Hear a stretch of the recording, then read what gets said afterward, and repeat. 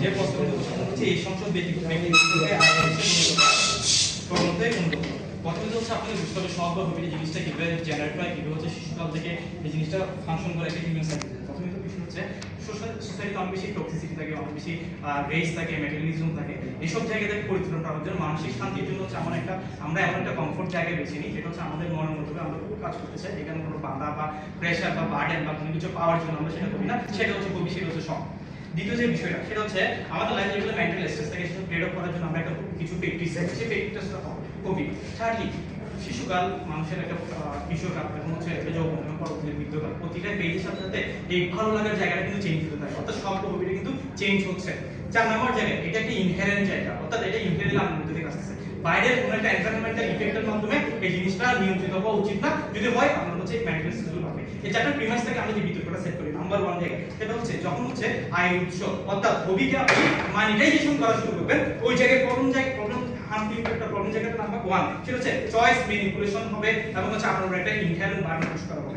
যখন আপনি দেখবেন সোশ্যাল ট্রেন্ডটা যেদিকে যাচ্ছে আপনাকে মনিটারি ভ্যালু পাওয়ার জন্য সেদিকে যেতে হবে, তখন আপনি আপনার মনের অজান্তে সোশ্যাল ট্রেন্ড যেদিকে যাচ্ছে আপনার সবটাকে সেদিকে পার্সু করা শুরু করছেন, কিন্তু আপনি কিন্তু পরে গিয়ে ফিল করবেন যে না এটা তো আমার ভালো লাগার জায়গা ছিল না, অর্থাৎ পরে গিয়ে আপনি রিয়েলাইজ হবে, তখন আপনার মধ্যে একটা ফিলিংস আসবে এবং রিলেটিভ ফিলিংসটা আপনি কাছে শেয়ার করতে পারবেন না এবং ওইটা নিয়ে হচ্ছে মানুষ মিথ দুনিয়া বেঁচে থাকবে। অর্থাৎ একটা যে ম্যানিপুলেটিভ চয়েস আপনার উপর মানে ইনহেরেন্টলি কাজ করতেছে, এটা নিয়ে যখন হচ্ছে আপনি তখন এটা প্রকাশন করতে পারতেছেন না, অর্থাৎ শখের যে একটা জায়গা, একটা কমফোর্ট জোন, মানুষের মধ্যে একটা আনন্দের জায়গা, সেই আনন্দটা অনেক বেশি বিষাদময় হয়ে উঠবে। অর্থাৎ এই যে ম্যানিপুলেটিভ চয়েস মেকিং এটা সোশ্যাল ট্রেন্ডের কারণে ইনহেরেন্টলি পুশ করছে, এটা অনেক বেশি প্রবলেমেটিক, একটা মানুষের মেন্টাল হ্যাপিনেসকে অনেক বেশি ভাইরাল করে, এটা কোনো ধরনের মনিটারি ভ্যালুতে আপনি ক্রিয়েট করতে পারেন না।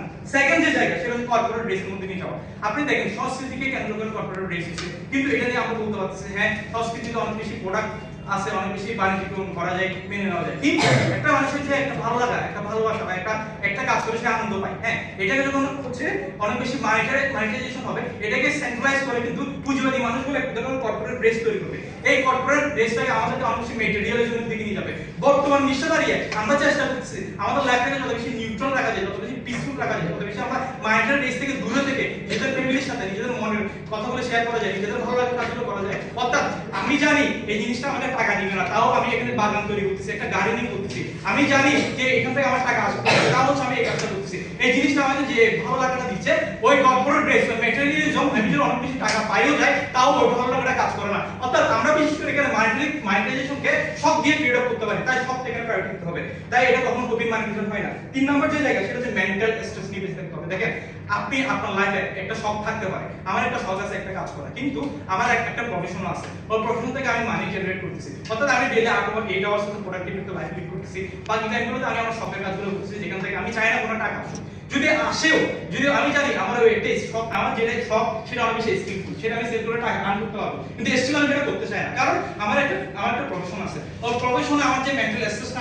আমার মধ্যে অ্যাবজর্ব হচ্ছে, সেই অ্যাবজর্বশনটা মিটিগেট করার জন্য আমি শখের কাজটা প্র্যাকটিস করছি। কিন্তু যে ওয়ার্ল্ডে আপনি এমন একটা নেগেটিভ কথা করবেন সেখানে হচ্ছে সবটাই হচ্ছে মনিটাইজেশন, তখন হচ্ছে মেন্টাল স্ট্রেস রিলিজ করার ওয়েটা হচ্ছে তাদের কিন্তু অনেক কমে যাবে, এবং সেখান থেকে তাদের মধ্যে কি হবে, সেখান থেকে হচ্ছে জাপানের মতো মানুষগুলো যেখানে তারা অনেক বেশি প্রোডাক্টিভ হইতে গিয়ে হচ্ছে তারা মারা যায়, ওই প্রোডাক্টিভিটি প্লেসের মধ্যে আমরা হারিয়ে যাবো, ওই ওয়ার্ল্ডে আমরা বাঁচতে চাই না, যে ওয়ার্ল্ডটা সবকে বিক্রি করে অনেক বেশি মনিটাইজেশন হবে, সেখান থেকে মেন্টাল ইস্যু জায়গা করতে পারবে।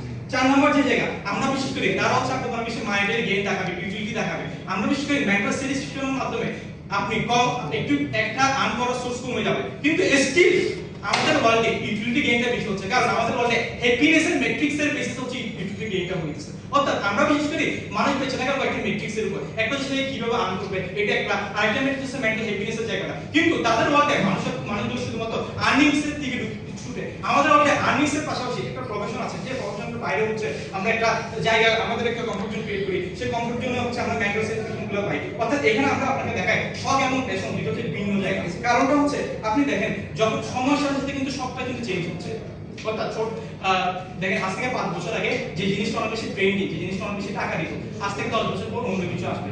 তাহলে আমি যদি শখকে মনিটাইজেশন করা শুরু করি, তাহলে সময়ের সাথে সাথে আমার শখ পরিবর্তন করতে হবে। অর্থাৎ এর ফলে শখ এবং প্যাশনের মধ্যে একটা কনফ্লিক্ট অফ ইন্টারেস্ট তৈরি হচ্ছে, যেটা আমাদের বলতে হয় না, তখন বলতে হয় কেন কনফ্লিক্ট করতে হবে।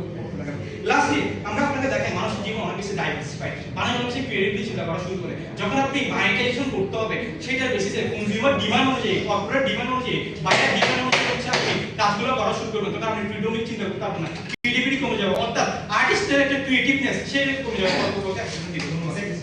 ধন্যবাদ।